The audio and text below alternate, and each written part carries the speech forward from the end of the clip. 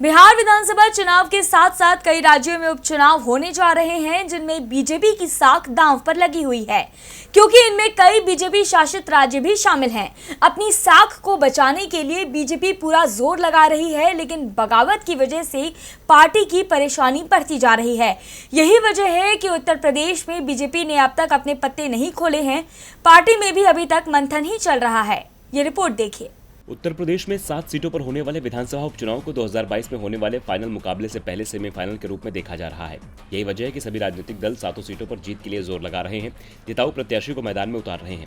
Samajwadi party, Congress, Baspa, यहां तक कि प्रसपा ने भी अपने उम्मीदवारों के नाम की घोषणा कर दी है, लेकिन सत्ताधारी बीजेपी ने अभी अपने उम्मीदवारों के नाम का ऐलान नहीं किया है। इसके पीछे एक बड़ी वजह भाई भतीजावाद बताई जा रही है। दरअसल ज्यादातर सीटें बीजेपी के विधायक मंत्रियों के जाने से खाली हुई हैं। इनमें कानपुर की घाटमपुर सीट पर कमल रानी वरुण, अमरोहा की नौगांव सादात से कैबिनेट मंत्री चेतन चौहान, देवरिया की सीट बीजेपी विधायक जन्मेजय सिंह, बुलंदशहर की सीट बीजेपी के मुख्य सचेतक रहे वीरेंद्र सिंह सिरोही, जबकि फिरोजाबाद की टुंडला सीट पर कैबिनेट मंत्री रहे एसपी सिंह बघेल के सांसद बन जाने के बाद खाली हुई है। इन सीटों पर अब उनके परिवार से ही 3-3, 4-4 लोग दावेदारी कर रहे हैं, जिसको लेकर पार्टी की भी मुश्किल बढ़ गई है।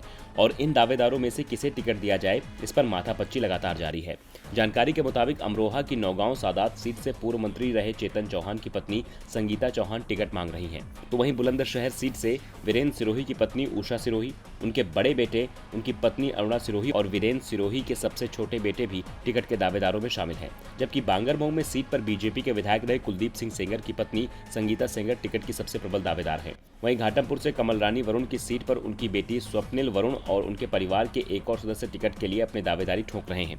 जबकि देवरिया की सीट जो बीजेपी विधायक जन्मेजय सिंह के जाने से खाली हुई, उस पर जन्मेजय सिंह के बेटे अजीत प्रताप सिंह टिकट मांग रहे हैं। इसी भाई भतीजेवाद की वजह से पार्टी ने प्रत्याशियों को मैदान में नहीं उतारा है।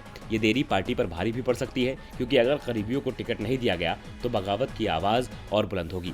अब देखना दिलचस्प होगा कि किसे टिकट मिलता है और किसे नहीं। डीवी लाइव की रिपोर्ट।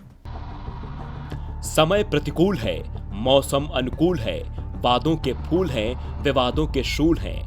मौका है चुनाव का, पर्व है ये लोक का। चुनावी मौसम में, त्योहारी सीजन में देखिए हमारे साथ लोक पर्व। बिहार, मध्य प्रदेश सहित 12 राज्यों के चुनाव और उपचुनाव पर विशेष कवरेज।